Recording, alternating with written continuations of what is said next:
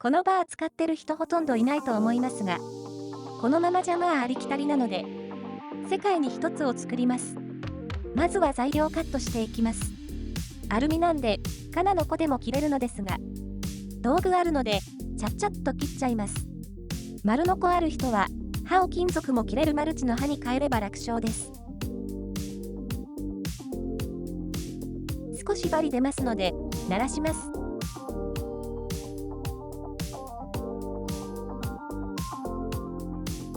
ここから、世界に一つを目指します。フロントドアデッドニングの時に使ったラバースプレーで色塗ります。20mm と 30mm 強度は違いますが、天井棚ならどっちでも一緒かな。軽バンなので当然 20mm 選択。シルバー好きなんですが、カーボンシートでドレスアップ。こんな感じで出来上がり。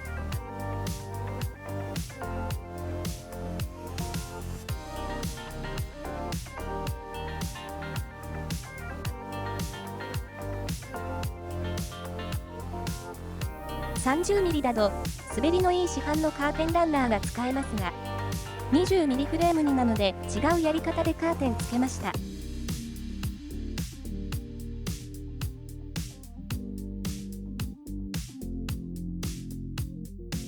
先ほどのカーテンつけるのに使ったワイヤー、100均で売ってました。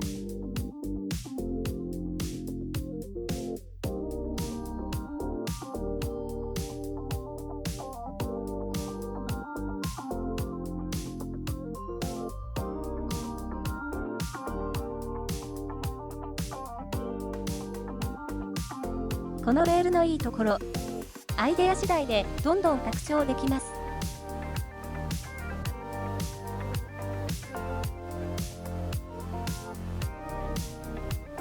今回はベースのお披露目でした。これから拡張していきます。